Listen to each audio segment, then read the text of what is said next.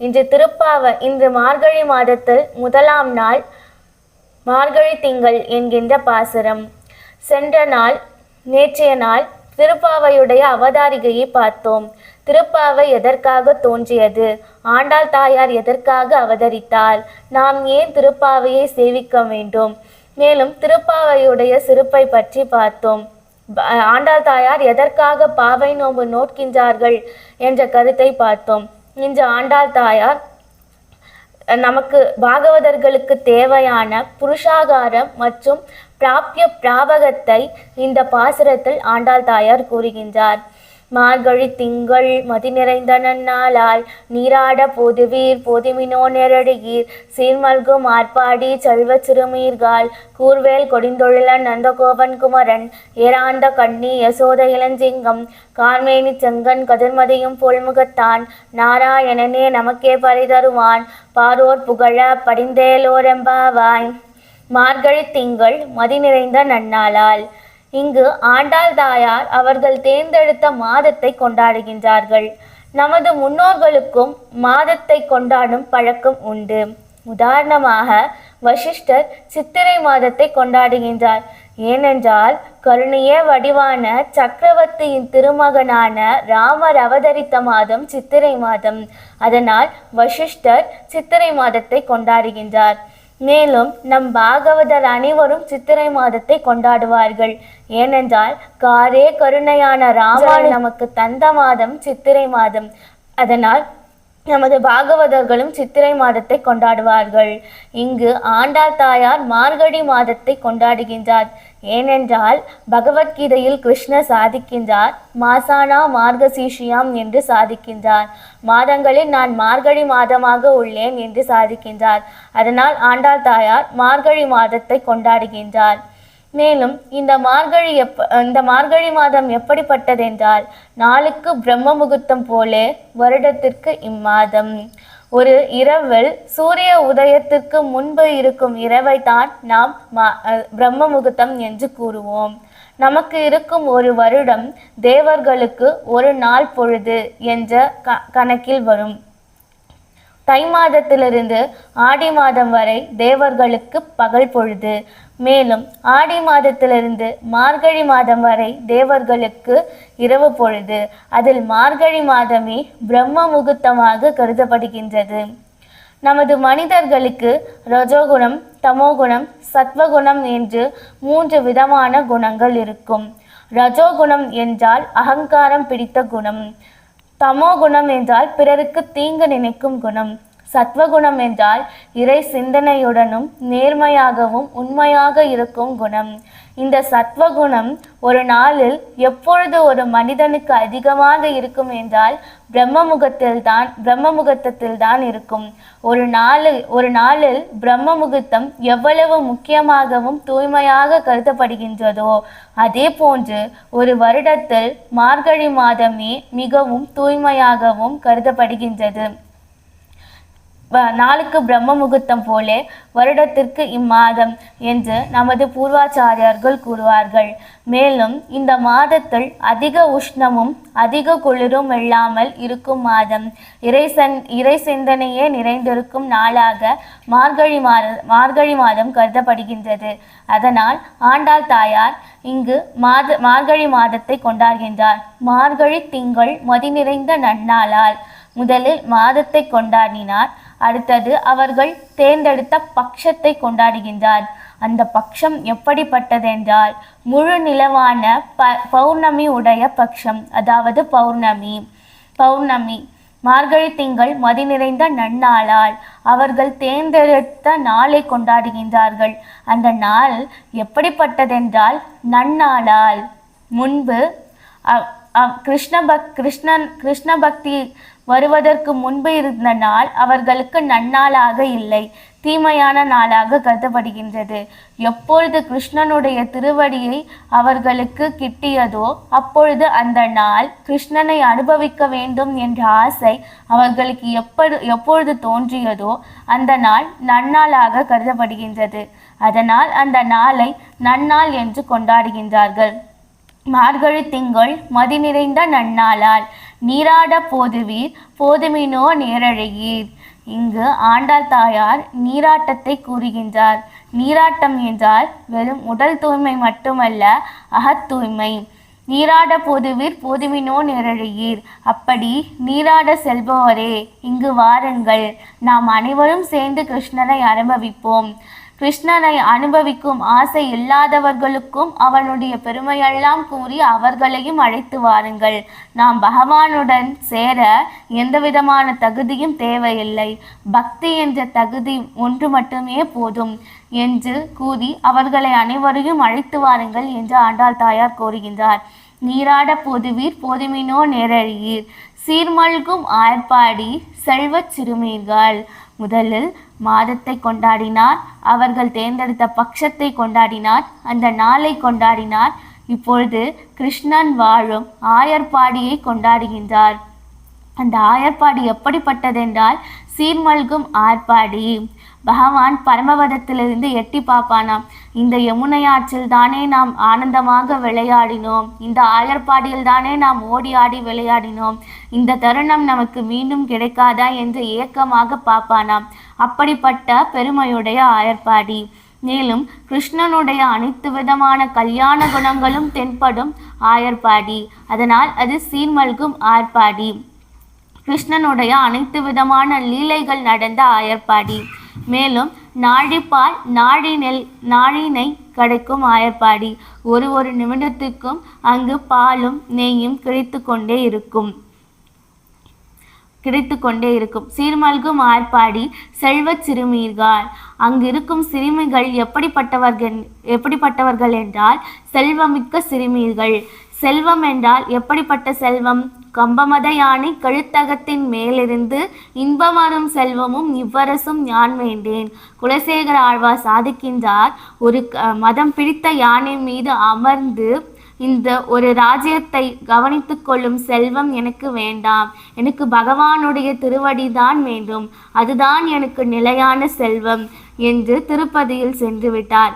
அப்படிப்பட்ட பகவானுடைய திருவடியே செல்வமாக கொண்ட பெண்கள் செல்வச் சிறுமீர்கள். அவர்களுடைய செல்வம் சாதாரணமான செல்வம் அல்ல, கிருஷ்ணனையே செல்வமாக பெற்றவர்கள். மேலும் பரமபதத்தில் இருக்கும் தாயாருக்கு கிடைக்காத செல்வம் கூட இந்த பெண்களுக்கு கிடைக்கும். ஏனென்றால் பரமபதத்தில் தாயார்தான் பகவானுடைய திருவடியை பிடிப்பார்கள். ஆனால் இங்கு ஆயர்பாடியில் கிருஷ்ணன் யசோதை தாயாருடைய திருவடியை பிடித்து கொண்டு இருப்பார். மேலும் அனைத்து ரிஷிகளும் ஞானிகளும் கிருஷ்ணனை பார்க்க வேண்டும் என்று காடெல்லாம் கொதிக்கும் அளவுக்கு தவம் செய்வார்கள். ஆனால் இந்த பெண்கள் அப்படியல்ல, அவர்களுக்கு எளிமையாகவே கிருஷ்ணனுடைய சம்பந்தம் கிடைத்தது. அதனால் இந்த பெண்கள் செல்வச் சிறுமீர்கள் என்று ஆண்டாள் தாயார் கூறுகின்றார்கள். சீர்மல்கும் ஆர்ப்பாடி செல்வச் சிறுமீர்கள். கூர்வேல் கொடிந்தொழிலன் நந்தகோபன் குமரன். முதலில் மாதத்தை கொண்டாடினார்கள், பட்சத்தை கொண்டாடினார்கள், நாளை கொண்டாடினார்கள், அந்த கிருஷ்ணன் வாழ்ந்தும் ஆயர்பாடியை கொண்டாடினார்கள். இப்பொழுது அவர்கள் இப்படிப்பட்ட கிருஷ்ணனை நமக்கு தந்த யசோதை தாயாரையும் நந்தகோபாலரையும் கொண்டாடுகின்றார்கள். கூர்வேல் கொடிந்தொழிலன் நந்தகோபன் குமரன். இந்த நந்தகோபர் எப்படிப்பட்டவர் என்றால் தன்னுடைய கையில் கூர்மையான வேலை வைத்திருப்பாராம். ஏனென்றால் கிருஷ்ணனுக்கு ஏதாவது தீங்கு வந்துவிடுமோ, எந்த விதமான அசுரனால் அவனுக்கு தீங்கு வந்துவிடுமோ, கம்சனால் அசுரர்கள் வந்து கிருஷ்ணனுக்கு தீங்கு செய்வாரோ என்று பயந்து தன்னுடைய கையில் கூர்மையான வேலை வைத்திருப்பார். கூர்வேல் கொடிந்தொழிலன் நந்தகோபன் குமரன். அப்படிப்பட்ட நந்தகோபரனுக்கு அந்த கிருஷ்ணன் எப்படி இருப்பான் என்றால் குமரனாக, ஒரு அடங்கிய சிறுவனாக இருப்பான்.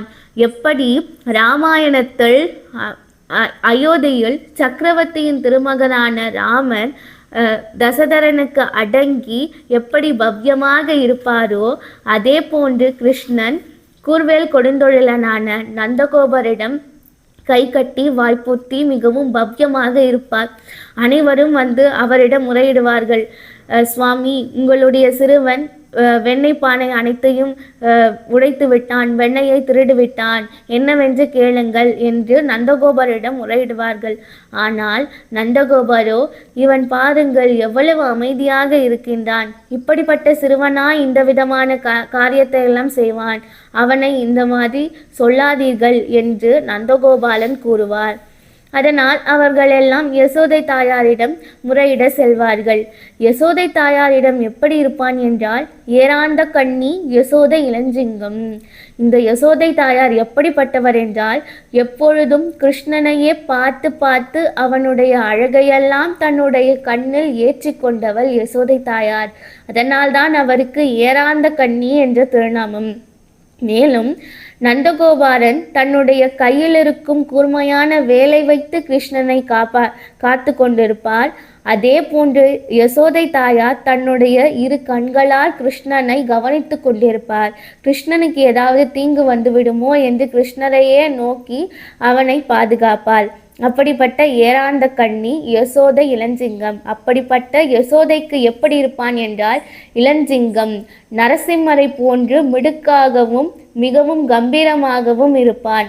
அப்பொழுது அவர்கள் எல்லாம் வந்து யசோதை தாயாரிடம் கூறுவார்கள், உங்களுடைய சிறுவன் இப்படிப்பட்ட காரியத்தை செய்துவிட்டான், அவனை தண்டித்து வையுங்கள். அப்பொழுது கிருஷ்ணன் மிகவும் கம்பீரமாக மிடுக்காக, ஆமாம் இந்த காரியத்தை நான் தான் செய்தேன் என்று கம்பீரமாக வந்து கூறுவான். ஏராந்த கண்ணி யசோதை இளஞ்சிங்கம், கார்மேனி சங்கன் கதிமதியும் போர்முகத்தான். இப்படி நந்தகோபாலனுக்கு சக்கரவர்த்தி திருமகனான ராமரை போன்றும் யசோதை தாயாருக்கு நரசிம்மனை போன்று இருக்கும் கிருஷ்ணன் எப்படிப்பட்டவன் என்றால், கார்மேனி செங்கன் கதிர்மதியும் போர்முகத்தான். கார்மேனி செங்கன்னா மழைமுகம் போன்ற நிறத்தை உடையவன். வெண்மையாக இருக்கும் மேகத்திற்கு எந்தவிதமான பயனும் இல்லை. ஆனால் கருத்து போன மேகத்திற்கு தான் பயன் உண்டு. அப்பொழுதுதான் நமக்கு மழை பொழியும். அப்படிப்பட்ட நிறத்தையுடைய கிருஷ்ணன் கார்மேனி செங்கன் கதிர்மதியும் போர்முகத்தான். சிவந்த கண்களை உடையவன், கதிர்மதியும் போல்முகத்தான். கதிர் என்றால் சூரியன், மதி என்றால் நிலவு. அப்படிப்பட்ட முகங்களை உடைய பகவான். கதிர் என்றால் தன்னுடைய பக்தர்களுடைய எதிரிக்கு சூரியனை போன்று வெப்பமாகவும் தன்னுடைய பக்தர்களுக்கு நிலவை போன்று குளிர்ந்த முகத்தையும் காட்டுவான். இதற்கு உதாரணமாக நாம் நரசிம்ம அவதாரத்தில் பார்க்கலாம். இந்த நரசிம்மர் எப்படிப்பட்டவர் என்றால், அகிடதகிடனா சக்தி உடையவர். உலகத்தில் யாரும் செய்ய இயலாத காரியங்களை செய்யக்கூடியவர். அவர் பிரகலாதனுக்கு ஒரு முகமும் ஹிரண்யனுக்கு ஒரு முகம் காட்டினார். பிரகலாதனிடம் கோவைப்படாமல் பாசமாக கருணை காட்டினார். அதே போன்று ஹிரண்யனுக்கு அவருடைய கோபத்தை காட்டினார். அதே போன்றுதான் பகவான் தன்னுடைய பக்தர்களுக்கு ஒரு முகமும் தன்னுடைய பக்தர்களான எதிரிக்கு ஒரு முகமாக இருப்பார். நம்முடைய பாகவதர் அனைவருக்கும் நரசிம்மரை பார்த்தால் மிகவும் ஆனந்தமாக இருக்கும்.